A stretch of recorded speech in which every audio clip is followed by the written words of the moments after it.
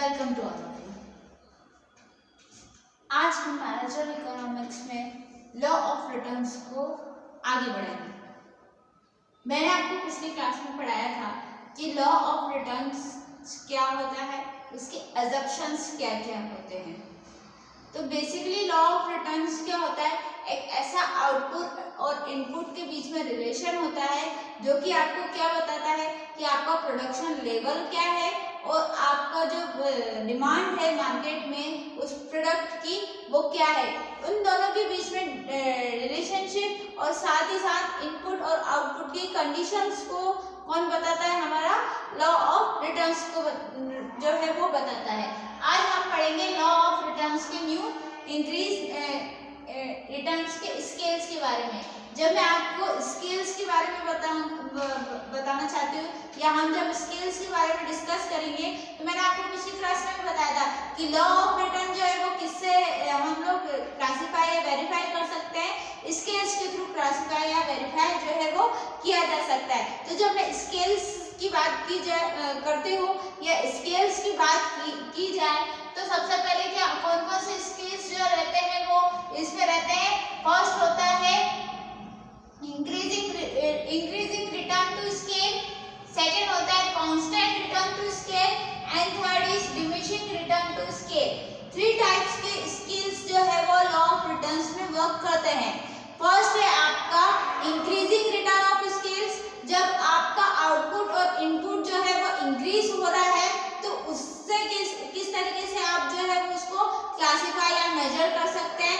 Second is constant return to scale, जब आपका output जो है वो बढ़ रहा है एंड देन जो इनपुट है वो डिक्रीज हो रहा है तो किस वजह से या रीजन से हो रहा है उसको बोलते हैं, या फिर आउटपुट और इनपुट दोनों एक ही जगह पर जो है वो कांस्टेंट हो रहे हैं। कांस्टेंट मींस सेम प्लेस पे, अगर आपका 5% इनपुट्स बढ़ रहा है तो आउटपुट भी कितना बढ़ेगा, 5% ही बढ़ेगा।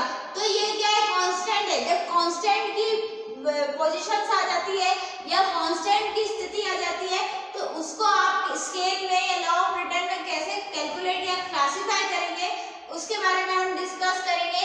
साथ ही साथ तीसरा पॉइंट होता है डिमिनिशिंग रिटर्न टू स्केल, जब आपका इंक्रीजिंग जो इनपुट है वो बढ़ रहा है बट आउटपुट क्या हो रहा है, घट रहा है। तो किस रीजन से घट रहा है और किस तरीके से वो जो है वो घटता है।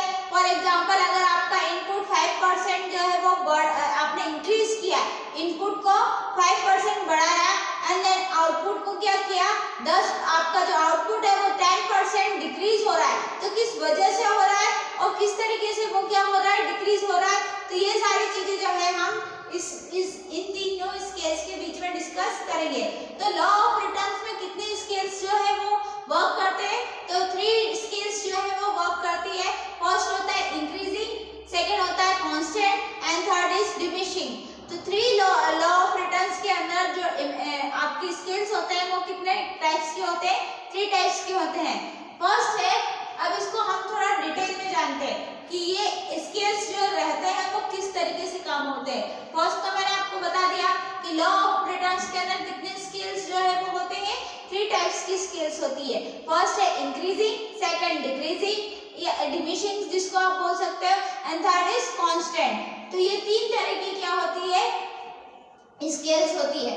फर्स्ट हुआ है आपका इंक्रीजिंग रिटर्न टू स्केल, जब आप इंक्रीजिंग रिटर्न टू स्केल्स की बात कर रहे हैं मतलब आपका इनपुट और आउटपुट क्या हो रहे हैं, बढ़ रहे हैं। वर्ड से ही पता चल रहा है इंक्रीजिंग, वर्ड से ही क्या पता चल रहा है आपको, इंक्रीजिंग, मतलब आपके आउटपुट क्या हो रहे हैं, बढ़ रहे हैं। तो फॉर एग्जांपल एक इनपुट आर रेज्ड बाय 10%, जब आपका इनपुट कितने परसेंट बढ़ रहा है, 10%, ये 10 लिखा है, 10% जो है वो बढ़ रहा है, the output will be increase by 20%, आपका जो आउटपुट आपको मिल रहा है वो कितना मिल रहा है, 20%। फॉर एग्जांपल इसको हम एग्जांपल के थ्रू ऐसा समझते हैं, जब आप मार्केट में या आपका कोई फर्म है तो आप इनपुट कितना तैयार कर रहे हो, 10% पे तैयार कर रहे हो। जो आपका एक प्रोडक्ट आपने तैयार किया, फॉर एग्जांपल मैं एक बिजनेसमैन हूँ तो मैंने क्या किया, एक प्रोडक्ट को रेडी किया, तो वो प्रोडक्ट कितने कॉस्ट पर रेडी हुआ है, उसकी मार्जिनल कॉस्ट क्या लगी है या उसकी कॉस्ट ऑफ प्रोडक्शन क्या लगी, मैंने 10% पे बनाए हैं, बट उस पे है जब मैंने कस्टमर्स को सेल आउट किया या मार्केट में मैंने सेलिंग किया तो उसकी डिमांड जो है वो बढ़ी हुई थी, तो जिससे मुझे क्या मिला 20% आउटपुट मिला। मतलब उससे जब मुझे रिटर्न मिला तो बढ़कर मिला, इंक्रीज होकर मिला। जब मैंने इनपुट जो है मेरे मार्केट में लगाए थे, जब मैंने प्रोडक्ट जो है मेरे बेचे थे मार्केट में तो वो 10% पर बेचे थे, बट मुझे आउटपुट में कितना मिला, मुझे रिटर्न में कितना मिला, प्रॉफिट होके मिला। वो कितना प्रॉफिट होके मिला, 10 से 20% पर आके मिला। तो मतलब कि ये क्या हो रहा है, आउटपुट भी कैसा हो रहा है, इंक्रीज होके मिल रहा है। तो इस स्केल को जब आपका इनपुट जो है आपके आउटपुट से डबल होके इंक्रीज होके मिले तो उसको आप क्या कहोगे, इंक्रीज रिटर्न टू स्केल कहोगे। अगर आपने 5% मार्केट में लगाया और आपको जो है 15% मार्केट से मिला है आउटपुट, जब आपने 2% मार्केट में इनपुट लगाया और आपको 4% होके मिल रहा है या 8% होके वापस रिटर्न मिल रहा है, तो उस स्केल को आप क्या कहोगे, इंक्रीजिंग रिटर्न टू स्केल। मतलब आपने जो इनपुट लगाया है उससे आपको आउटपुट कैसा जनरेट होके मिल रहा है, डबल जनरेट होके मिल रहा है, या आपका आउटपुट जो है आपको इंक्रीज होके मिल रहा है, तो उसे आप क्या कहोगे, इंक्रीज रिटर्न टू स्केल। मतलब आपको जो रिटर्न मिला है वो कैसा मिला है, इंक्रीजिंग होके मिला है। इस डायग्राम से आप समझ लीजिए, इस डायग्राम में जब आप देखो इनपुट जब आप ला रहे हो तो आपको आउटपुट कैसा मिल रहा है, इंक्रीज होकर मिल रहा है, तो इसे आप क्या कहोगे, increasing return to scale. Second है कांस्टेंट रिटर्न टू स्केल। अब जब मैं इंक्रीजिंग की बात करूंगी तो इंक्रीजिंग में क्या हो रहा है, आपका जो इनपुट है वो भी आप इंक्रीज कर रहे हो, तो आपका जो आउटपुट मिलेगा आपको क्या मिलेगा, और ज्यादा इंक्रीज होकर मिल रहा है, तो ये क्या कहलाएगा, इंक्रीज रिटर्न टू स्केल। जब मैं कांस्टेंट रिटर्न टू स्केल्स की बात करती हूँ तो आप जानते हैं कांस्टेंट रिटर्न टू स्केल क्या होता है। तो constant return to scale if the input raised by 10% and output also increase by 10%। जब आपका इनपुट जो है वो 10% से आपने इंक्रीज किया एंड देन आपका जो आउटपुट आपने इंक्रीज पाया वो कितने परसेंट पाया, 10%। मैंने मार्केट में माल जो है वो कितना परसेंट लगाया था, 10% के हिसाब से मेरा कॉस्ट जो है वो मार्केट में लगी थी और मुझे 10% के हिसाब से ही वापस फायदा जो है वो मार्केट से मिल गया। तो ये क्या है, कांस्टेंट लेवल है, मतलब स्थिति कैसी है, कांस्टेंट है, सेम है। तो जब आपकी पोजीशन सेम हो जाती है, जब आपकी इंक्रीजमेंट इनपुट और आउटपुट दोनों में कंडीशन सेम हो जाती है, जब आपने भी 10% के हिसाब से माल मार्केट में लगाया था और उससे जनरेटिंग वापस आपको 10% से ही रिटर्न जो है वो मिला है, तो उस पोजीशन को या उस स्केल को आप क्या कहोगे, कांस्टेंट रिटर्न टू स्केल कहोगे। वैसी स्केल या ऐसी पोजीशन जो कि आपके कॉस्ट के अकॉर्डिंग सेम पाई गई है, जितना आपने प्रोडक्शन किया था, जितना आपने प्रोडक्शन मार्केट में लगाया था, उतना ही प्रोडक्शन आपको वापस रिटर्न मार्केट से जो है वो मिला है, ना बढ़कर मिला ना घटकर मिला, जब ना कम होकर मिला है ना ज्यादा प्रॉफिट होकर मिला है, ना लॉस में मिला है ना प्रॉफिट में मिला है। तो ये सारी जो पोजीशंस कहलाएगी वो कौन सी पोजीशन कहलाएगी या कौन सी स्केल कहलाएगी, कांस्टेंट रिटर्न टू स्केल। जब आपका इनपुट और आउटपुट दोनों सेम कंडीशंस पे हो तो उसे हम क्या कहेंगे, कांस्टेंट रिटर्न टू स्केल्स कहेंगे। थर्ड है diminishing return to scale. Diminishing return to scales क्या होते हैं, if input are raised by 10%, जब इनपुट जो है वो आप 10% पे बढ़ा देते हैं, but output will be increase by 5%, but आपको आउटपुट जो है वो कितना इंक्रीज होकर मिलता है, सिर्फ 5% इंक्रीज होकर ही मिलता है, मतलब उससे कम होकर इंक्रीज होकर मिल रहा है, तो ऐसी कंडीशन क्या कहलाएगी, डिमिनिशिंग स्केल ऑफ रिटर्न कहलाएगी। आपने आउटपुट में आपने इनपुट्स कितना लगाया, आपकी कॉस्ट आपने लगाई मार्केट में 10% के हिसाब से, मान लो मैंने 10% माल जो है वो मार्केट में अपना लगा दिया, अब उसमें से बिका कितना, सिर्फ 5% माल जो है मेरा बिक गया है, और उस सिर्फ 5% माल ही बिका है, बाकी जो माल नहीं बिका वो वापस मेरे पास ही आ जाएगा, उसे मैं क्लोजिंग स्टॉक के रूप में क्या कर लूंगी, अपने पास में रख लूंगी। तो ये क्या है, मेरा सेल आउट कितना हुआ, टोटल मैंने तो मार्केट में 10% लेकर गई थी, बट मेरी सेलिंग सिर्फ 5% पर ही जाकर रुक गई, या मुझे जो है इंक्रीजमेंट में कितना आउटपुट जो है मुझे मिला है, सिर्फ 5% आउटपुट जो है वो इंक्रीज होकर मिला, क्योंकि मेरे अकॉर्डिंग तो मुझे पूरे 10% के हिसाब से माल जो मेरा स्टॉक था वो बिक जाना चाहिए था। जो गुड्स मैंने मार्केट में, प्रोडक्ट मैंने लगाए थे मार्केट में, वो पूरे 10% के हिसाब से सेलिंग हो जानी चाहिए थी, बट क्या हो गया, 10% के हिसाब से नहीं, मेरा मार्केट में जो मैंने 10% के हिसाब से इनपुट लगाए थे उसके अकॉर्डिंग सिर्फ 5% जो प्रोडक्ट है वो बिका है मार्केट में। तो ये क्या हो जाएंगे, 5% जो मेरे पास वापस आ जाएंगे उसे हम डिडक्ट कर देंगे, एंड देन सेलिंग प्राइस को या सेल हुए गुड्स को जब आप कैलकुलेट करोगे तो सिर्फ 5% की अमाउंट कैलकुलेट करोगे। तो जब 5% 10% आपने लगाया था बट उसमें से सेलिंग कितनी हुई टोटल, सिर्फ 5%, तो मुझे प्रॉफिट उसका कितना का मिलेगा, रिटर्न मुझे कितने का मिलेगा, सिर्फ 5% का ही मिलेगा। अब वो जो वापस स्टॉक आया उसको तो मैं पैसों में कैलकुलेट नहीं कर सकती, क्योंकि वो तो मेरा ही लगाया हुआ माल था जो मुझे वापस मिला है। तो जो सेल आउट हो चुके हैं, जो कस्टमर्स को हमने सेलिंग की है, या वो प्रोडक्ट जो सेल हो चुके हैं उनको जब कैलकुलेट किया तो 10% में से सिर्फ 5% जो गुड्स है वही बिके हैं। तो उनको जब कैलकुलेट करोगे, जब आपकी इनपुट जो है वो आउटपुट से कम होती है, जब आप इनपुट जो है वो ज़्यादा लगाते हो, मान लो आपने 10% 20% लगाया और उससे जो आउटपुट आपको जनरेट होकर रिटर्न मिला वो कम जनरेट होकर मिला, आपने सोचा था कि 50% में से 40% माल बिक जाना चाहिए, या 50 में से 50% माल जो है मार्केट में लगा देता हूँ, ये 50 का 50 ही बिकना चाहिए, बट बिका कितना, 40 बिका या 30% ही बिका।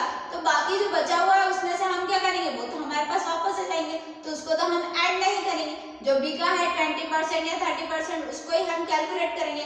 तो ऐसे जब आप इनपुट जो है वो जितना लगाते हो उससे आउटपुट आपको कम होके मिलता है, उससे आउटपुट क्या होके मिलता है, आपको कम होके मिलता है।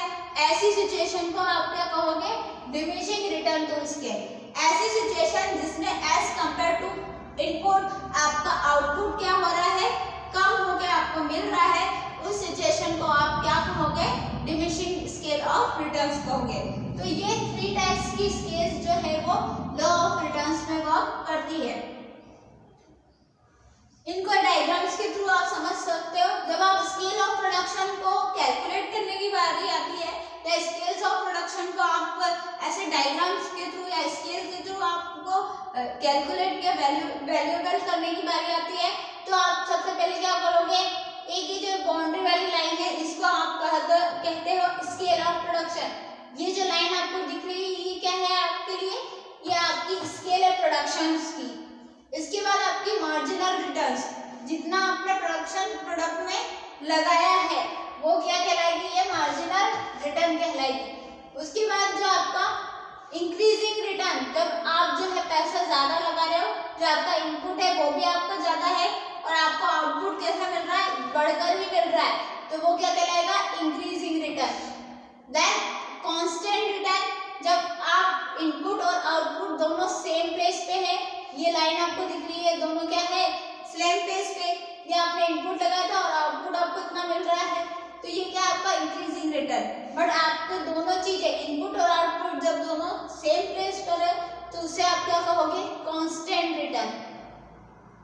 एंड देन डिमिनिशिंग रिटर्न, जब आपका इनपुट जो है वो बड़ा है पर आउटपुट क्या हो रहा है, आपको कम होके मिल रहा है, यहाँ इनपुट आपका बड़ा है बट ये आउटपुट आपको क्या हो रहा है, कम होके मिल रहा है, तो ऐसी कंडीशन क्या कहलाएगी, डिमिनिशिंग रिटर्न कहलाएगी। तो ये है 3 types of scale of production. First है इंक्रीजिंग, जब आप पैसे ज्यादा लगा रहे हो तो उसमें बढ़कर ही मिल रहा है तो वो इंक्रीजिंग। जब दोनों इनपुट आउटपुट दोनों सेम प्लेस पे हैं तो कांस्टेंट। जब इनपुट जो है आउटपुट से कम होके मिल रहा है, इनपुट आपने ज्यादा लगाया था, आउटपुट उससे एज कंपेयर टू इनपुट कम होके मिला, तो वो क्या कहलाएगा, डिमिनिशिंग रिटर्न। तो ये होते हैं स्केल ऑफ रिटर्न्स, जिसको आप बोल सकते हो लॉ ऑफ रिटर्न्स। तो ये था लॉ ऑफ रिटर्न्स, उसके कॉन्सेप्ट, उसके अजम्पशंस और उसके कुछ स्केल्स। तो लॉ ऑफ रिटर्न्स क्या होता है, एक बार फिर से ये सारी चीजें जो मैं आपको समराइज करवा देती हूँ। फर्स्ट हमने पिछले लेक्चर में पढ़ा था law of return. Law of return क्या होता है, एक ऐसा लॉ जो आपका रिटर्न पर बेस्ड होता है, एक ऐसा नियम जो आपके प्रतिफल पर बेस्ड होता है, जो आपको क्या बताता है, आपकी जो भी रिटर्न्स कंडीशंस है इनपुट और आउटपुट को इंक्रीजिंग एंड डिक्रीजिंग स्केल्स में बताता है, वो क्या कहलाते हैं, लॉ ऑफ रिटर्न्स कहलाते हैं। जब आप रिटर्न्स की बात करते हो तो रिटर्न्स में इनपुट और आउटपुट दोनों होते हैं, उन दोनों के बीच में रिलेशनशिप बताना, या आपका प्रोडक्शन कितना है मार्केट में, या मार्केट की कंडीशंस के अकॉर्डिंग डिमांड कितनी है प्रोडक्ट की मार्केट में, वो सारी चीजें जो है वो कौन किसके अंदर आती है, लॉ ऑफ रिटर्न्स के अंदर आती है। उसके बाद नेक्स्ट हमने पढ़े थे उसके अजम्पशंस। उसके अजम्पशंस क्या क्या होते हैं, अलग अलग टाइप्स के अजम्पशंस हमने पढ़े थे, 4 to 5 अजम्पशंस हम लोगों ने डिस्कस किए थे कि किस तरीके से जब आप लॉ ऑफ रिटर्न्स की बात करते हो तो लॉ ऑफ रिटर्न्स के अंदर कभी हाई रेट ऑफ रहता है, कभी लो रहता है, लॉन्ग रन जो इंटरेस्ट जो है या लॉन्ग रन रिटर्न के ऊपर या लॉन्ग रन स्केल्स के ऊपर इसके ऊपर वर्क किया जाता है। उसके बाद इसमें हमने बात की लॉ ऑफ रिटर्न्स के स्केल्स के बारे में, कितनी स्केल्स बताई मैंने आज, 3 स्केल्स होती है। फर्स्ट होता है रिटर्न फर्स्ट होता है इंक्रीजिंग रिटर्न टू स्केल, जब आपको इनपुट और आउटपुट दोनों बढ़कर मिलता है। मान लो आपने इनपुट 10% लगाया तो आपका आउटपुट कितना मिल रहा है, आपको 20%, मतलब ज्यादा बढ़कर मिल रहा है। जब आपने 10% माल मार्केट में लगाया और 20% उसका प्रॉफिट कमाया, मतलब आपने ज्यादा आउटपुट जो है उसका अर्न किया है, रिटर्न आपको ज्यादा मिला है, तो ऐसी कंडीशंस को आप क्या कहोगे, increasing return to scale. Next हमने पढ़ा कांस्टेंट रिटर्न टू स्केल, जब आपका इनपुट और आउटपुट दोनों एक प्लेस पर हो।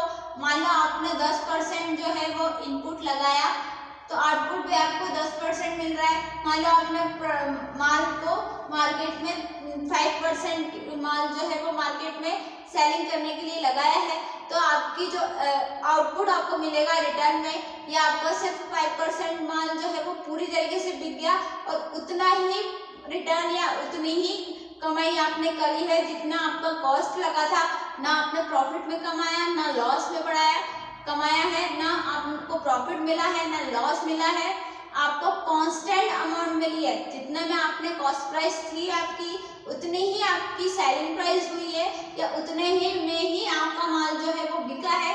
तो ऐसी कंडीशंस क्या कहलाती है, कांस्टेंट स्केल्स ऑफ रिटर्न्स कहलाती है। Third is diminishing. जब मैं डिमिनिशिंग की बात करूंगी, मतलब आपने जितना इनपुट लगाया, आपने जितना मार्केट में माल दिया है, उसके एज कंपेयर टू आपका जो इनपुट गया है उसके कंपैरिजन में जो आपको आउटपुट मिला है वो कम होके मिला है, डिक्रीज होकर मिला है।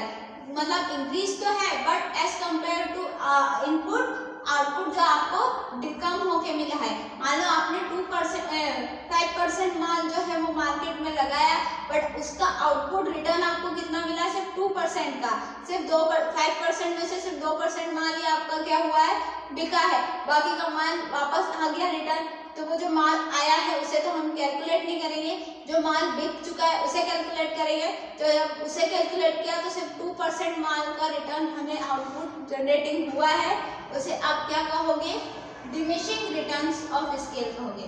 तो ये थे 3 कंडीशंस। इसमें फिर मैंने आपको इस बार ग्राफ के थ्रू जो है वो समझाया।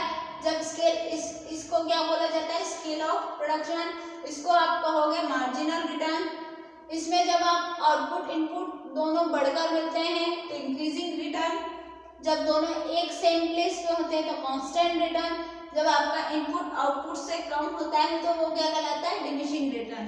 तो इस क्लास में हमने पढ़ा लॉ ऑफ रिटर्न्स के 3 स्केल्स के बारे में, increasing return to scale, decreasing return to scale या diminishing return to scale and constant return to scale.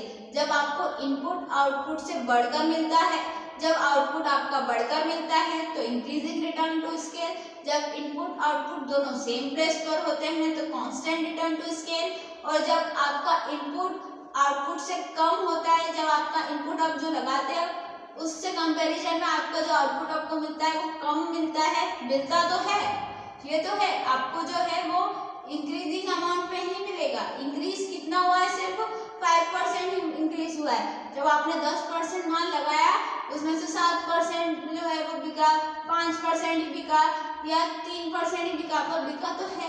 तो ये तो है कि माल जो है वो सेल हुआ है, बट क्या है जो आउटपुट है वो कम जो हुआ है एज कम्पेयर टू इनपुट। तो जब आपका आउटपुट जो है वो कम आपको मिले इनपुट के कंपैरिजन में, तो उसको आप क्या कहोगे, डिमिनिशिंग वाला, डिमिनिशिंग रिटर्न टू स्केल। तो ये थे लॉ ऑफ रिटर्न्स और उसके स्केल्स के बारे में। तो ये पूरा चैप्टर जो है वो इसी के साथ खत्म हो गया। नेक्स्ट लेक्चर में हम नेक्स्ट वीडियो के साथ में या नेक्स्ट लेक्चर में हम पढ़ेंगे आगे की नेक्स्ट चैप्टर के बारे में डिस्कस करेंगे।